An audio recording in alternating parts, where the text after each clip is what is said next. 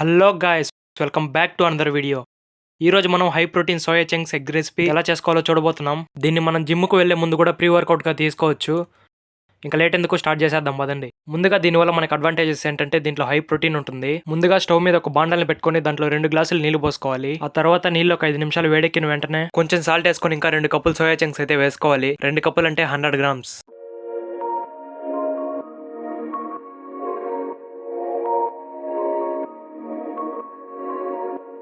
వేసుకున్న తర్వాత పైన ఒక మూత పెట్టయితే 2 నిమిషాలు వదిలేయాలి. ఆ తర్వాత ఉడకబెట్టిన సోయాని అయితే ఒక గిన్నెలోకి తీసుకొని వాటర్ అంతా పిండేస్తే ఫైనల్ గా ఇలా వస్తుంది. ఈసారి ఫ్రై చేసుకోవడం కోసం ముందుగా స్టవ్ మీద ఒక బాండ్లు పెట్టుకొని దాంట్లో 2 టేబుల్ స్పూన్ల ఆయిల్ వేయాలి.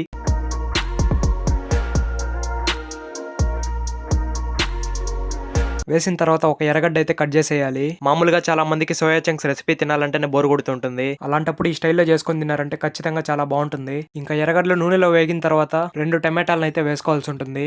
వేసుకున్నాక అలా ఒక 2 నిమిషాలు టమాటాలను అయితే గోల్డెన్ బ్రౌన్ కలర్ వచ్చేంత వరకు రోస్ట్ చేయాలి.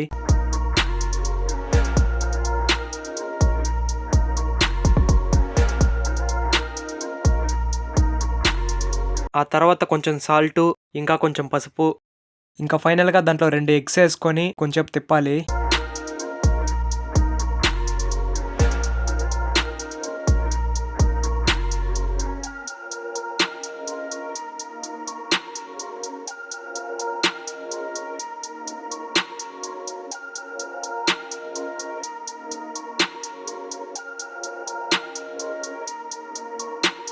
ఇంకా ఒక టేబుల్ స్పూన్ మిరప్పొడి కూడా వేసుకోవాలి. వేసుకున్న తర్వాత కొంచెంసేపు రోస్ట్ చేసి ఇంకా రెసిపీ అయితే లాస్ట్కి వచ్చేసింది. లాస్ట్లో మనం వాటర్ తీసి పక్కన పెట్టుకున్న సోయా చంక్స్ని అయితే వేసుకోవాలి.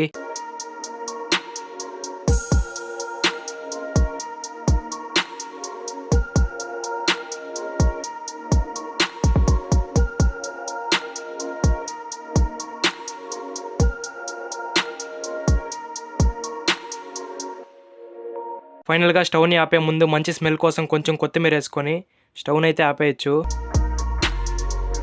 ఇప్పుడు వేడివేడిగా ఉండే ఎగ్ సోయా చంక్స్ రెసిపీ అయితే రెడీ అయిపోయింది. మీరు కూడా ఈ సోయా చంక్స్ రెసిపీని చాలా ఈజీగా చేసుకోవచ్చు. టేస్ట్ అయితే సూపర్గా ఉంటుంది. సరే, మరి అయితే ఇంకో వీడియోలో కలుద్దాం. By by. వీడియో నచ్చితే వెళ్తూ ఒక లైక్ వేసుకోమామా.